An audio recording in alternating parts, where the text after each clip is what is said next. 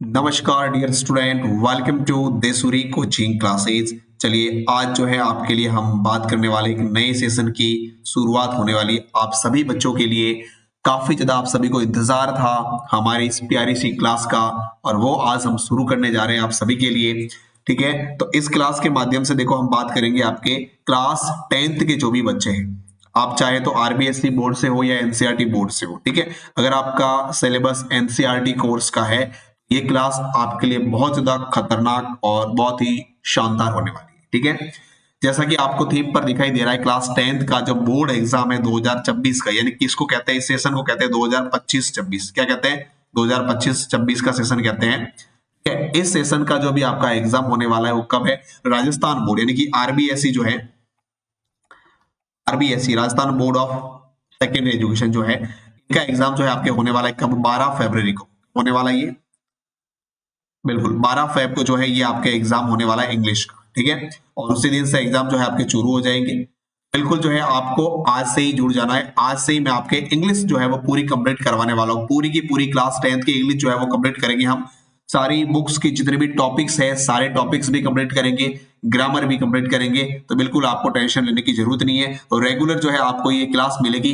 इस क्लास को आपको रेगुलरली वॉच आउट करना है, और इसमें हर टॉपिक से जो है मैं आपको सिर्फ 8 और 9 क्वेश्चन बताऊंगा। ठीक है, पर टॉपिक से 8 या 9 क्वेश्चन बताऊंगा जो सीधे के सीधे आपके एग्जाम में वहां पर चपने वाले। ठीक है, क्योंकि पिछले कई समय से, कई सालों से जो है मैं ये क्वेश्चन जो है करवा रहा हूँ ऑफलाइन, और इस बार मैंने डिसाइड करा कि मैं ऑनलाइन वाले जो बच्चे हैं जो ऑफलाइन नहीं पढ़ पाते मेरे से, उन बच्चों को भी जो है इस बात का या इसका जो है फायदा मिलना चाहिए। तो बस उसी को लेकर मैं आपके लिए ये क्लास जो है आज शुरू करने वाला हूँ। ठीक है, चलिए आज ही हमारी फर्स्ट क्लास होगी। आपके फर्स्ट टॉपिक क्लास 10th का इंग्लिश का जो चैप्टर नंबर फर्स्ट है, जिसका नाम है अ लेटर टू गॉड।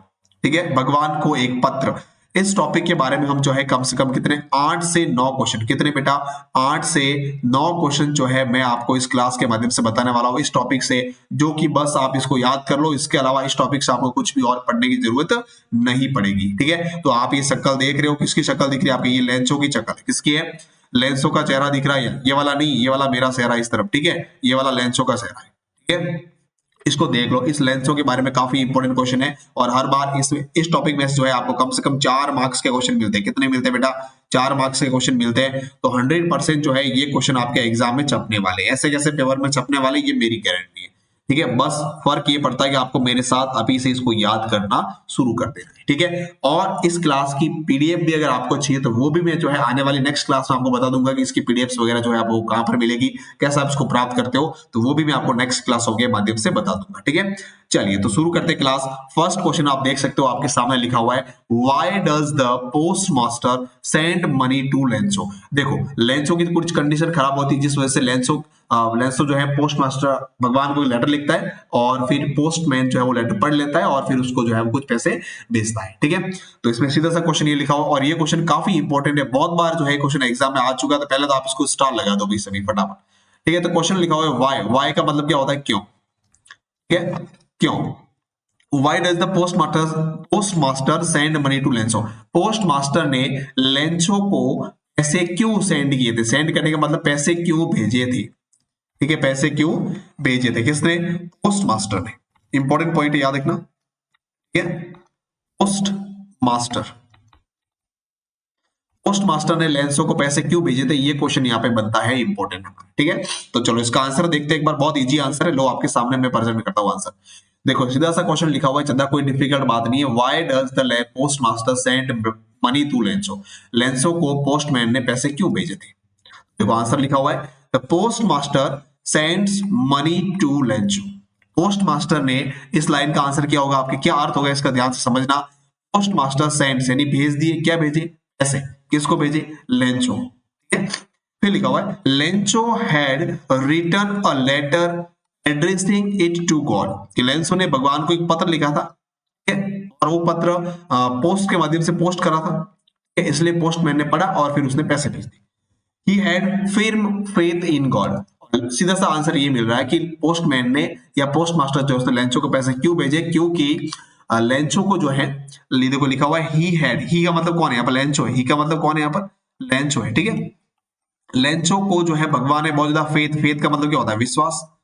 लेंसो को भगवान में बहुत ज्यादा विश्वास था, ठीक है, उस विश्वास को बरकरार रखना था, इसलिए पोस्टमैन ने उसको पैसे भेज दिए, ठीक है। The postmaster doesn't want to shake Lencho's faith, मतलब कि पोस्टमैन जो है वो लेंसो के फेथ को जो है वो टूटने नहीं देना चाहता था इन गॉड, भगवान में जो विश्वास था। सो ही सेंड्स मनी टू लेंसो। ये वाला आंसर देखो, ये इतना सा जो है ना, ये बस ये आंसर इसका केवल इतना सा, ये भी अगर आप लिख देते हो इतना सा ना, तो भी आपको नंबर पूरे पूरे मिलेंगे, ठीक है, इसमें कोई दिक्कत जैसी बात नहीं है। इतना सा छोटा सा आंसर है, बस इसको याद कर लो, आपका बेटा पार हो जाएगा। और ये क्वेश्चन काफी इंपॉर्टेंट है, बहुत बार आ चुका है एग्जाम में, ठीक है। नेक्स्ट देखो फिर आगे, सेकंड क्वेश्चन लिखा हुआ है, Lencho soul was filled with sadness by, यानी लेंसो की जो आत्मा है, शॉल का मतलब क्या होता है, आत्मा, ठीक है, लेंसो की आत्मा जो है, सैडनेस का मतलब होता है उदासी, होता है उदासी से क्यों भर गई थी, फिल का मतलब होता है भर जाना, क्या होता है, भर जाना, ठीक है। तो लेंसो की शॉल, लेंसो की आत्मा जो है वो उदासी से क्यों भर जाती है, इसका क्या रीजन है, ये भी क्वेश्चन जो है बहुत बार एग्जाम में आ चुका है, स्टार लगाओ इसको आप। 8-9 जो क्वेश्चन में लेकर आया हूं ना, इस पर टॉपिक में से ढूंढ ढूंढ के वो सीधे सीधे आपको एग्जाम में देखने को मिलने वाले हैं, ठीक है। और हर एक टॉपिक को हम रेगुलर देखेंगे, एक एक टॉपिक रोज का करेंगे, 30 दिन में आपके पूरे टॉपिक जो है वो मैं कंप्लीट करवा दूंगा। उसके बाद ग्रामर भी देखेंगे, राइटिंग वाला पार्ट भी देखेंगे, तो टेंशन लेने की आपको कोई आवश्यकता नहीं है, बस जो बता रहा हूँ वो याद करते जाओ, 100% आप जो है टॉप मार्क्स जो है लेके आओगे इंग्लिश में, ठीक है। देखो इसका आंसर क्या होगा, लेंसो की जो शॉल है आत्मा, वो सैडनेस उदासी से क्यों भर गई थी, इसका क्या कारण था। तो देखो लिखा हुआ है, Lencho's soul was filled with sadness because, देखो ये वाली जो लाइन यहां से यहां तक मैंने लिखा ना, ये कहां से लिखा, इस क्वेश्चन में से डायरेक्ट लिखा, देखो ये देखो, तो टेंशन लेने की जरूरत नहीं, ये लाइन याद करने की जरूरत नहीं, यहां से यहां तक आप कैसे याद करोगे, सीधा सा ये लाइन देखो, Lencho's soul was filled with sadness, ये की लाइन मैंने देखो यहाँ पर वापस लिखी है, तो आप भी लिख सकते हो, इसमें कोई दिक्कत ऐसी बात नहीं। अब याद आपको यहां से करना है, बिकॉज का मतलब होता है क्योंकि, लेंसो की जो आत्मा है वो सैडनेस से भर गई थी, क्यों भर गई थी, क्योंकि the hell rain for an hour, देखिए 1 घंटे तक जो हेल रेन हुई थी, मतलब जो बर्फबारी हुई थी 1 घंटे तक, ठीक है, उसने क्या कर दिया, कॉर्न वॉज टोटली डिस्ट्रॉय, कि उसकी जो कॉर्न मतलब जो मक्का की जो फसल थी, क्या थी, मक्का की जो फसल थी उसकी, ठीक है, वो फसल क्या होता है, टोटली डिस्ट्रॉय, डिस्ट्रॉय का मतलब होता है पूरी समाप्त हो जाना, क्या हो जाना, समाप्त कह सकते हो, या फिर पूरी नष्ट हो गई, यूं कह सकते हो नष्ट हो गई, ठीक है, पूरी की पूरी क्या हो जाती है, नष्ट हो जाती है, ठीक है। तो सीधा सा ये आंसर मिलेगा इसका, कौन सा, the corn was totally destroy, ठीक है। They will have to be hungry, उसको ये टेंशन था कि हम जो है क्या हो जाएंगे, हंग्री मतलब कि भूखे मरेंगे, क्या हो जाएगा हमारे साथ में, हम भूख से मर जाएंगे, क्योंकि अभी हमारी जो कॉर्न फसल थी वो तो पूरी पूरी खराब हो गई, अब खराब हो गई, डेस्ट्रो हो गई, समाप्त हो गई, तब हमारे पास पैसे आएंगे नहीं, फसल होगी नहीं तो पैसे आएंगे नहीं, तो हम खाएंगे क्या, ये उसको टेंशन था। इंपॉर्टेंट क्वेश्चन है, बहुत बार एग्जाम में आ चुका है मेरा, ठीक है, इसको भी याद कर लो। फिर देखो आगे, नेक्स्ट नेक्स्ट क्वेश्चन लिखा हुआ है, what do you know about Lencho's family, ये बहुत इजी क्वेश्चन है, और इस बार शायद पहले में क्वेश्चन आया भी था आपके एग्जाम में, ठीक है, इंपॉर्टेंट है, स्टार लगाओ इसको भी आप। सीधा सा क्वेश्चन लिखा हुआ, लेंसो की फैमिली के बारे में आप क्या जानते हो, लेंसो की फैमिली में कौन कौन था, मैंने जब क्लास में आपको टॉपिक पढ़ाया तब बताया भी था उसमें, ठीक है। चलो एक बार वापस देख लेते हैं कौन कौन थे इसकी फैमिली में।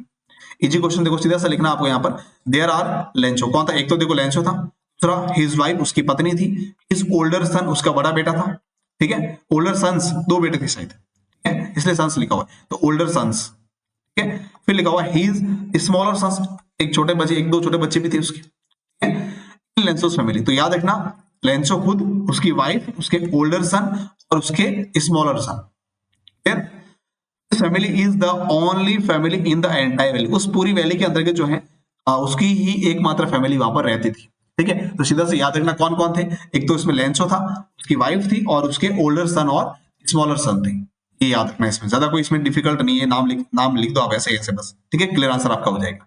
नेक्स्ट देखो फिर आगे, 4th नंबर क्वेश्चन है, how did the rain change, what happened to Lencho's field, देखो जो बारिश आई ना, बारिश ने इतना चेंज, क्या क्या चेंज कर दिया इसने, हाउ यानी कैसे, हाउ यानी कैसे चेंज किया, किसको चेंज किया, what happened to the Lencho's field, Lencho का जो खेत था, जो फील्ड थी, ठीक है, उस खेत में क्या क्या चेंज हुआ, या बारिश ने वहां पर क्या चेंज करा।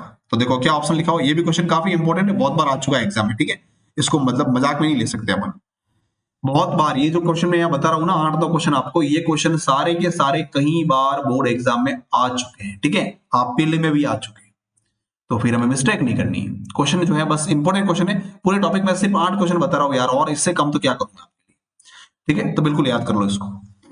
फिर देखो लिखा हुआ है, how did the rain change, rain ने चेंज कैसे करा, लेंसो के फील्ड में जो है क्या घटना घटित हुई, तो लिखा हुआ है suddenly a strong wind began to blow and along with the rain very large hail stones began to fall. मतलब क्या हो गया, देखो सडनली यानी अचानक, अचानक स्ट्रॉन्ग वाइंड यानी तेज हवा जो है वो क्या होती है, बेगन यानी शुरू हो गई, बिलो यानी बहनी, बहनी शुरू होगी, और उसके साथ जो है क्या होने लगा, रेन तेज गति से बारिश होने लगी, और उसके साथ जो है बड़े बड़े हिल स्टोन्स यानी बर्फबारी होने लगी जोर जोर से। ठीक है, और उस वजह से क्या हुआ, लेंसोज फील्ड्स वर वाइट, और लेंसो की पूरी फील्ड कैसी होगी, एकदम सफेद होगी, बर्फ गिरा उसके ऊपर बहुत ज्यादा। ठीक है, तो बर्फ गिरने की वजह से क्या होगा, लेंसो की जो फील्ड थी वो पूरी होगी व्हाइट, व्हाइट होने का मतलब है पूरी पूरी वहां पे बर्फ ही बर्फ गिर गया पूरे फील्ड के अंदर, पूरे खेत में। As if covered with salt, और ऐसा लगना था, ऐसा लग रहा है जैसे वो जो है नमक, जैसे होता है ना व्हाइट नमक। ठीक है, तो पूरा ऐसा लग रहा है जैसे उसके पूरे खेत में नमक ही नमक पड़ा हुआ है। ठीक है, the corn was totally destroy, बस ये इतना सा इसका आंसर लिखना है। कौन जो फसल थी वो पूरी पूरी क्या होगी, डिस्ट्रॉय होगी, ये चेंज करा। देखो तो बारिश ने क्या क्या चेंज करा, ध्यान से सुनना, सीधा सा वापस देखना एक बार क्या हुआ, रेन वेरी लार्ज हिल स्टोन, एक तो हिल स्टोन गिरा, तो ये यहां से इसका आंसर होगा, ये वाला जो आंसर है ये वाला आंसर है बस इसमें, इतना सा क्या, लेंसो की फील्ड जो है पूरी व्हाइट हो गई। दूसरा, कवर हो गई, किससे कवर होगी, जैसे ऐसा लग रहा है जैसे सॉल्ट नमक से कवर हो गई, ऐसा लग, लेकिन नमक नहीं था वो बर्फ था, सिर्फ एक जो है ऐसा लग रहा था जैसे कि व्हाइट व्हाइट दिख रहा ना पूरा पूरा दूर से, तो ऐसा लगा जैसे पूरे नमक से कवर हो गई। तो सीधी सी बात ये इतना सा बस इसका आंसर है कि उसकी फील्ड जो है वो कैसी होगी, पूरी पूरी व्हाइट होगी। ठीक है, बस क्लियर। नेक्स्ट देखो आगे, पांचवा प्रश्न क्या लिखा हुआ है, वाई, वाई यानी क्यों, डिड लेंसो से, लेंसो ने ऐसा क्यों कहा, क्या कहा, rain drops were like new coins, उसने जो है जब पहली बार शुरुआत बारिश हुई ना, छोटी छोटी बूंदे गिरी थी, तो उसको उसने न्यू कॉइन क्यों कहा, ये क्वेश्चन भी काफी इंपॉर्टेंट है, पिछली बार एग्जाम में आया भी था ये। ठीक है, तो इसका क्या आंसर होगा, सीधा आंसर लिखा हुआ है देखो, लेंसो शेड द, लेंसो ने कहा, क्या कहा, the rain drops were like new coins, क्या कहा उसने, रेन ड्रॉप जो छोटी छोटी बूंदे गिरी थी, रेन की जो ड्रॉप, रेन ड्रॉप मतलब बारिश की बूंदे जो गिरी थी, उसको उसने न्यू कॉइन कहा, क्यों कहा, तो यहां से इसका आंसर, ये तो मैंने वापस प्रश्न में से लिखा, देखो यहां से यहां तक ये लिखा हुआ, देखो यहाँ पर लेंसो शे की जगह शेड बना दिया यहाँ पर सेकंड फॉर्म। ठीक है, शेड रेन ड्रॉप्स वर न्यू कॉइन्स, यहाँ तक पूरी वो क्यों लिखा, फिर देखो बिकॉज, बिकॉज से यहाँ से आपका आंसर शुरू होता है, those were round like coins, की जो बूंदे गिरी थी वो कैसी थी, वो गोल गोल थी, जिस प्रकार से कॉइन होता है राउंड गोल गोल, वैसे वैसे बूंदे भी गोल थी, इसलिए उसने कहा कि ये गोल है, न्यू कॉइन कहा उसने। ठीक है, गुड रेनफॉल, और फिर आगे क्या कहता है कि अ गुड रेनफॉल यानी कि अच्छी बारिश अगर हो जाएगी तो इंश्योर अ गुड क्रॉप, तो उससे क्या होगा, क्रॉप जो है वो बिल्कुल अच्छी हो जाएगी।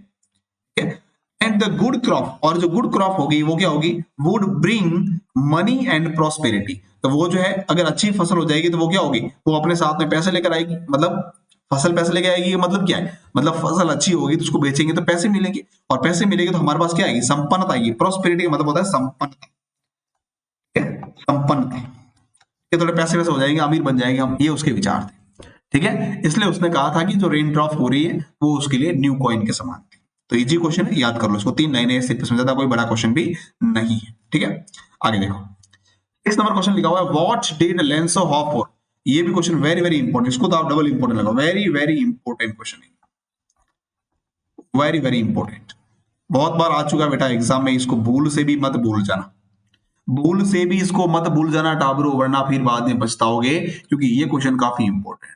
व्हाट डिड लेंसो हॉप फॉर, लेंसो को क्या आशा थी, क्या उसको आशा बची हुई थी, तो देखो क्या कहता है क्वेश्चन, यहाँ पे आंसर लिखा हो, इतना सा आंसर है 3 लाइन का सिर्फ। ठीक है, देखो, लेंसो वॉज अ फार्मर, ये तो इतना सा लिख सकता हूं, लेंसो क्या है, किसान, his field of ripe corn was full of flower which gave him hope for good harvest, तो सीधी सी बात ये थी, उसको जो है ना, जो भी फसल थी ना उसकी, राइप कॉर्न की, ठीक है, वो बिल्कुल फ्लावर से भरी हुई थी, मतलब उसमें फूल वूल सब अच्छे से लगे हुए थे, लगने का मतलब है फ्लावर आना, फ्लावर आने के बाद में फिर जो है फसल पूरी ग्रो हो जाती है, ग्रो होने के बाद पकती है।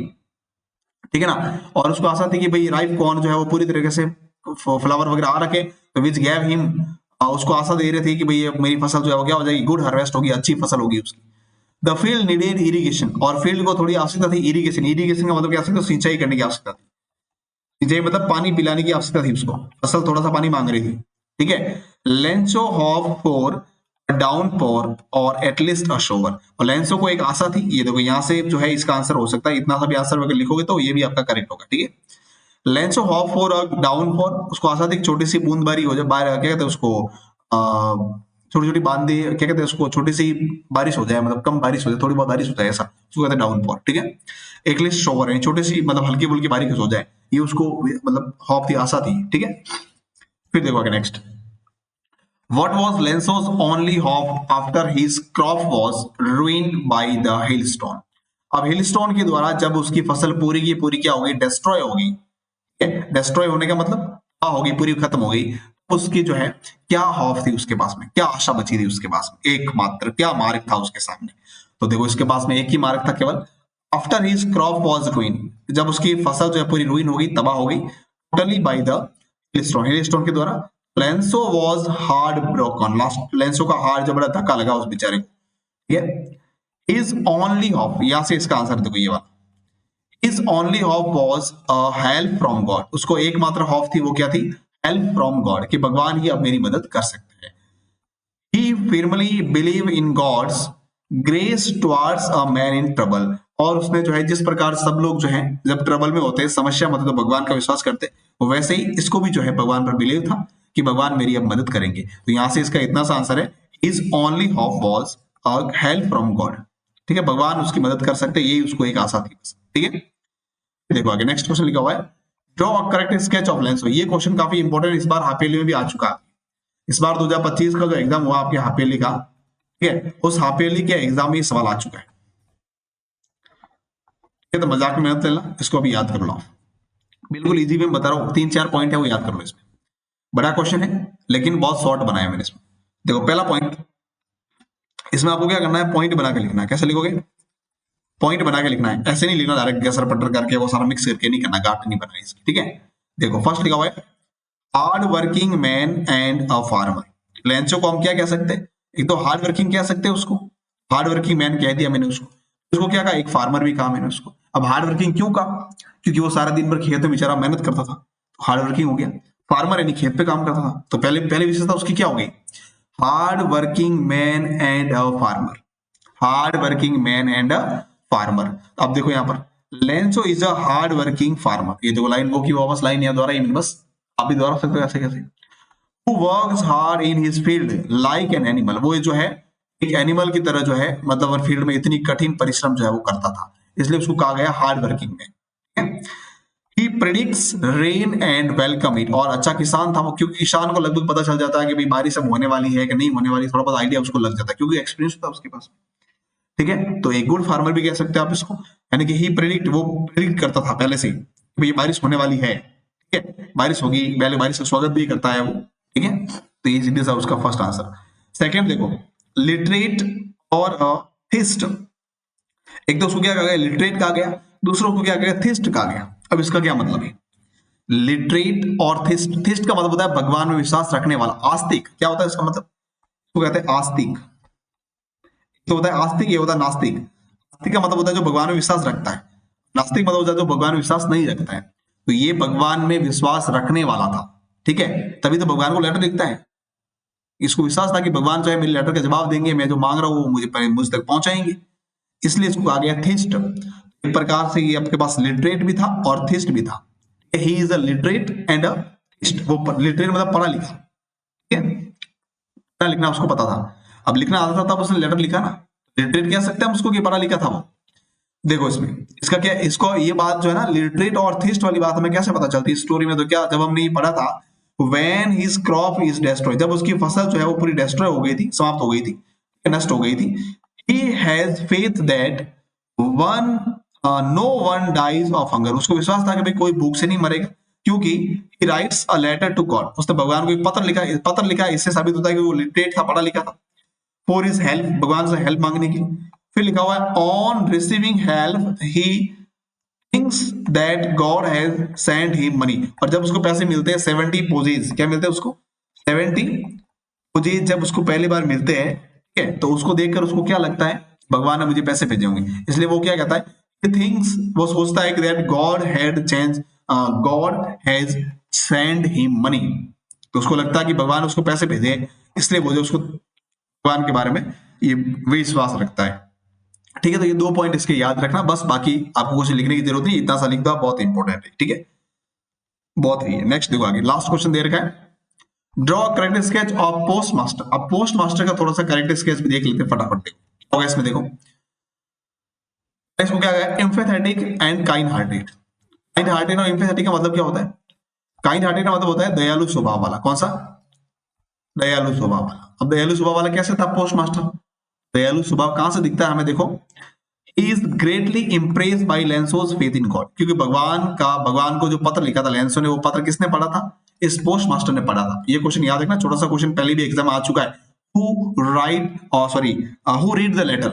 लेटर किसने पढ़ा था? तो पोस्ट मास्टर ने पढ़ा था। ठीक है, तो जब उसने लेटर पढ़ा तो उसने देखा कि भाई लेंसो का क्या भगवान में क्या खतरनाक विश्वास है भाई। तो ये क्या होता है? जेनेरियस। ठीक है, तो इससे हमें ये पता चलता है कि उसमें जो है वो काइंड हार्टेड था। ठीक है, फिर लिखा हुआ है generous and selfish, selfless, sorry selfish नहीं, सेल्फलेस। सेल्फलेस का मतलब निस्वार्थ। जेनेरियस और निस्वार्थ कैसे था वो? इससे ये पता चलता है कि he decide to help the farmer by collecting money from his employees and friends और contributing a portion of his own salary as an act of charity. He manages to collect 70 pesos. अब उसने जो 70 possess उसको भेजे थे, इसको Lencho को।